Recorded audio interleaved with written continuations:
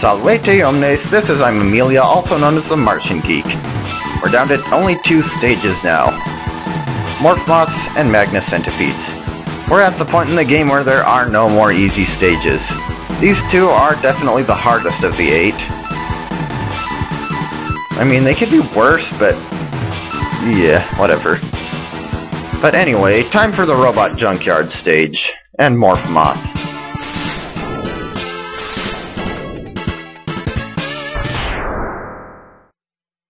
Hello, Morph Mup.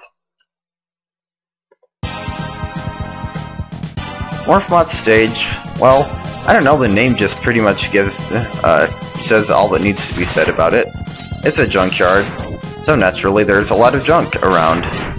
It's a robot junkyard, so naturally there are a lot of robots around.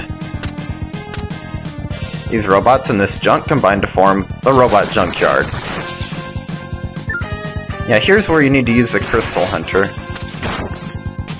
You want to freeze, or encase that guy in crystal so you can get up here and get the heart tank for this stage.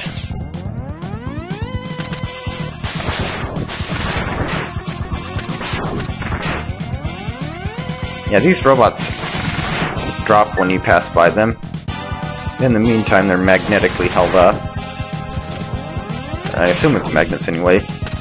Speaking of magnets, see this thing that's sucking all the junk toward it? That makes you jump higher because it has a magnetic pull. And use a spin wheel to cut through the floor here to find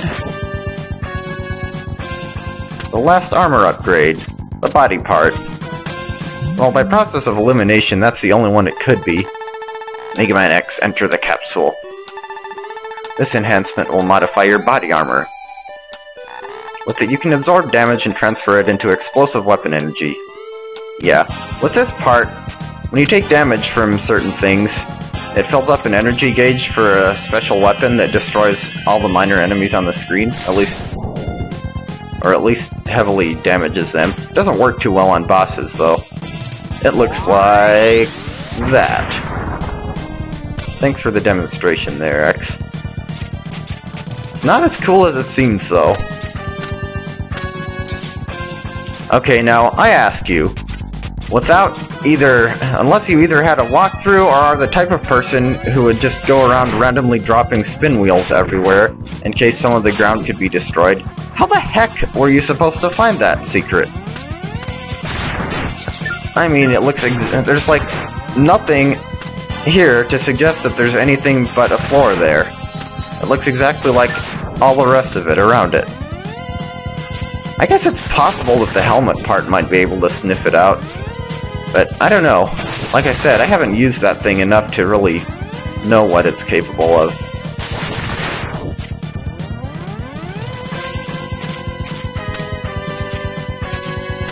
So anyway, just climb up here, get some... Ow.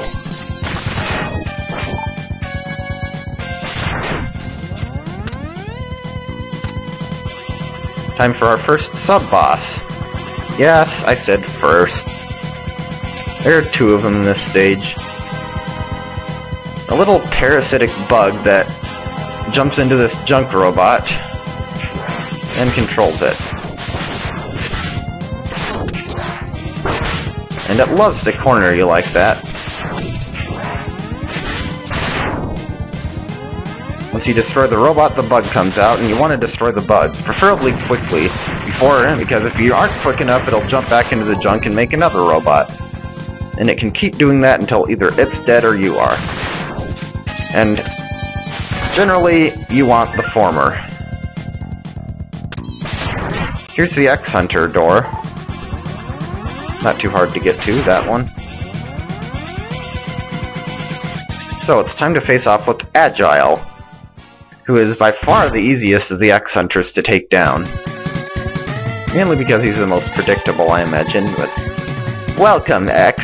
Your destruction is at hand!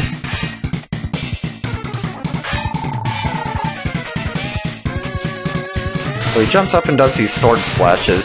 You want to stay high on the wall for those so you can lure them above you. And then just drop down afterwards.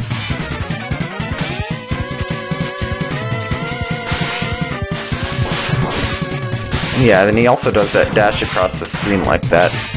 Those are about the only two things he does in this battle. Well, they are the only two things he does in this battle. Like I said, he's definitely the easiest, and therefore least annoying as a... Dang it! X enters to fight. I think he tends to do the dash attack more often when you're on the ground. Maybe you have to be on the ground, I don't know, but either way, yeah. Beaten, and I only lost like 5 health, so I may have failed, but you will never live to see 0. See how much easier that guy is than the others? Not only did I not have to use a sub-tank, I only lost like 5 health. You got 0 point number 3.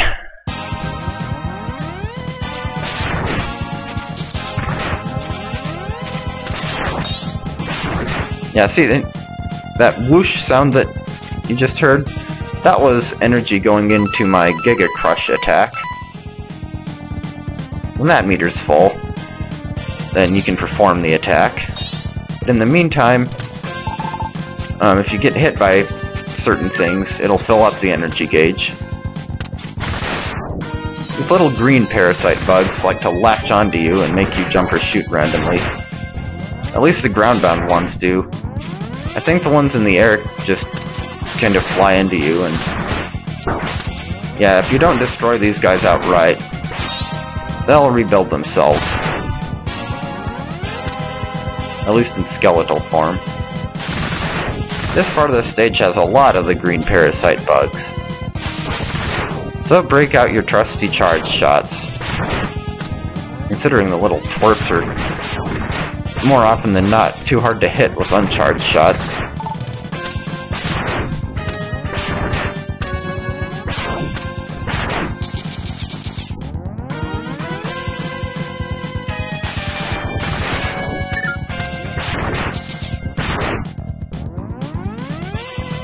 And another magnet, of course. More bugs. And time for the second sub-boss. Another junk robot, although this time the bug doesn't have to break out of anything, it's already in the junk.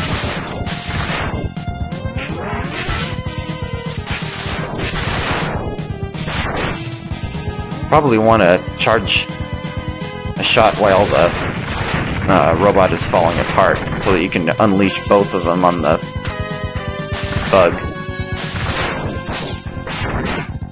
Yeah, I didn't give him a chance to make another junk robot this time. I've had it happen often enough in the past. Alright, so we're almost out. Not sure what the best way to deal with that guy is, without getting hit by the bottom projectile. But there's the boss door. Time to take on Morph Moth. His weapon of choice should be the Silk Shot, but he's another one of those for which the weapon you get from him doesn't really resemble anything he shoots at you. He's also the only Maverick to have 2 forms. You'll see what I mean. His first form has 3 different attacks he'll use. First, he swings back and forth, throwing junk at you. And when he reaches the top of his swing, or at least the maximum height, he'll go into his second attack, which involves spinning it along the floor like that. And when he's done with that, attack number 3 involves making a whirlwind of junk like that, for which, well, I think he's always closer to one side of the screen than the other, but I could be wrong. Seems like it would be pretty hard to jump over him otherwise. You just want to dash jump over that one. He always does those 3 attacks in that same order. And after you've taken off about 2/3 of his health, Morph Moth, well, morphs.